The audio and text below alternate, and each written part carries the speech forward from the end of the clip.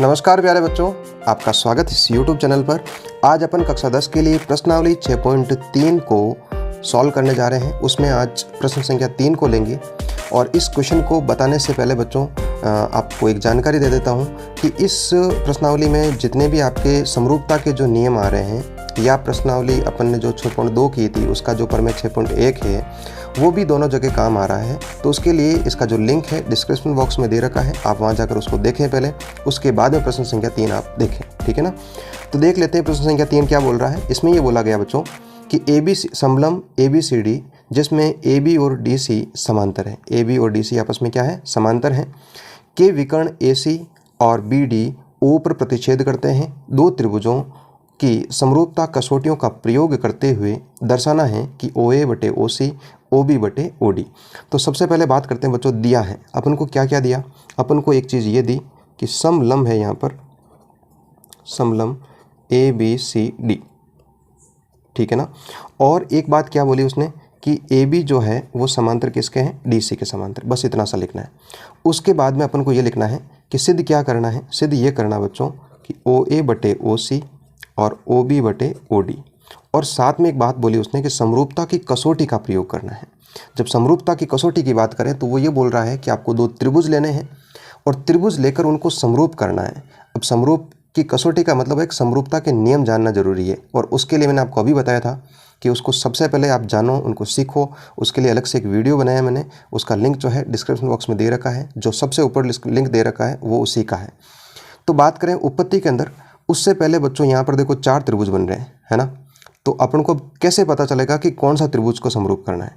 तो अपन को ये देखना पड़ेगा सिद्ध क्या करना है। OA बटे OC, OA बटे OC इसका मतलब एक ये वाली भुजा, OB बटे OD, OB बटे OD इसका मतलब ये हो गया बच्चों, ये भुजा आ रही है, ये भुजा आ रही है, ये भुजा आ रही है और ये भुजा आ रही है। इसका मतलब इन दोनों त्रिभुजों को अपन क्या कर लेते हैं, समरूप कर लेते हैं। तो बात यहाँ पर करें कि AB समांतर यदि CD हैं, और अपन देखो बच्चों यदि ये दोनों समांतर हैं तो 9th क्लास में पढ़ा था अपन ने कि ये आपकी एक रेखा क्या कहलाएगी, तिर्यक रेखा कहलाएगी। देखो समझो यहाँ पर इस प्रकार की कोई समांतर रेखा, तो ये रेखा क्या कहलाती है, तिर्यक रेखा कहलाती है। तो AB समांतर CD और AC एक तिर्यक रेखा है, ठीक है ना बच्चों।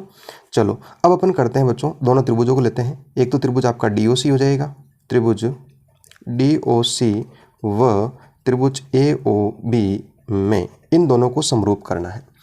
पहली बात बच्चों देखो, DOC और AOB इन त्रिभुजों में बच्चों मुझे बताओ क्या ये वाला कोण है ये वाला कोण बराबर है क्या।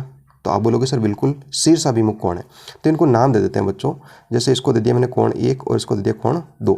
तो सबसे पहले अपन ये लिखेंगे कि कोण 1 बराबर कोण 2, और यहाँ पर लिख दूंगा मैं शीर्षाभिमुख कोण, ठीक है ना बच्चों। चलो ये एक बात तो हो गई। यदि एक कोण और बराबर हो जाए दोनों त्रिभुजों में तो दोनों आपस में क्या हो जाएंगे, डबल नियम से समरूप हो जाएंगे। तो मुझे आप ये बताओ बच्चों, यदि ये समांतर हैं और ये तिर्यक रेखा है तो क्या ये वाला कोण और ये वाला कोण बराबर नहीं होगा क्या। तो बिल्कुल होगा। ये एकांतर कोण होता है बच्चों। इसको नाम दे दो कोण 3 और इसको दे दो कोण 4। तो लिख दूंगा यहाँ पर कि कोण 3 बराबर कोण 4, और यहाँ हो जाएगा एकांतर कोण। कौन सा कोण है, एकांतर कोण, ठीक है ना बच्चों। और भी आप देख सकते हो, जैसे देखो ये भी आपकी तिर्यक रेखा होगी, तो इसका मतलब ये वाला कोण और ये वाला कोण ये भी बराबर हो जाएगा। तो इसको दे दो आप भलाई 5 और 6। तो कोण 5 बराबर कोण 6, ये भी आपका कौन सा हो जाएगा बच्चों, एकांतर कोण। जब 3 चीज़ें आ गई, 3 कोण आ गए, इसका मतलब AAA नियम से दोनों त्रिभुज क्या हो गए बच्चों, समरूप हो गए। अब समरूपता का नाम लिखना पड़ेगा। नाम कैसे लिखेंगे बच्चों, जैसे मान लो मैंने इसको यहाँ से स्टार्ट किया, चलो लिख देता हूँ यहाँ पर त्रिभुज DOC समरूप। मैंने D से स्टार्ट किया है, समझना बच्चों इसको, है ना। D से स्टार्ट किया है, तो आप मुझे ये बताओ पहले कि जब मैं इसको D से स्टार्ट करूँगा तो कोण 6 आया, तो मुझे बताओ कोण 6 के बराबर कौन था, कोण 5 था। तो इसका मतलब मुझे इसको कहाँ से स्टार्ट करना पड़ेगा, B से स्टार्ट करना पड़ेगा। D से O आया तो इसमें B से O जाना पड़ेगा, तो ये हो जाएगा BOC।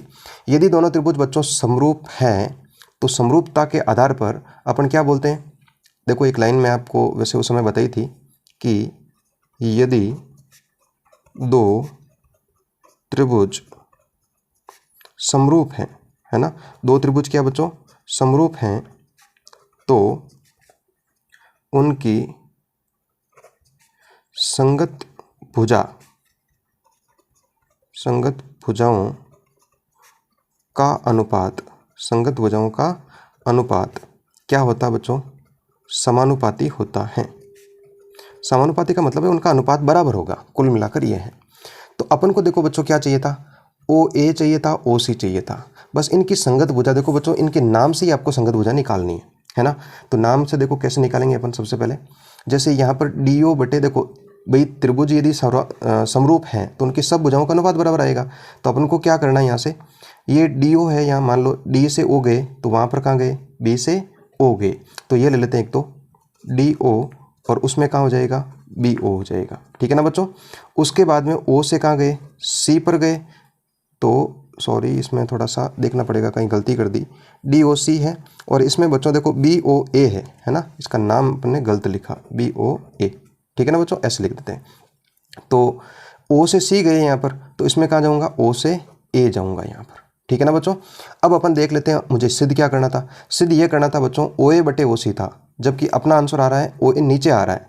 तो अपन क्या कर देते हैं, इसको उलट देते हैं, इसका व्युत्क्रम कर देते हैं। तो व्युत्क्रम करेंगे तो क्या हो जाएगा, ये हो जाएगा बच्चों बी ओ बटे डी ओ और ओ ए बटे ओ सी। तो अब आप देख सकते हो कि दोनों चीज़ें बराबर हैं।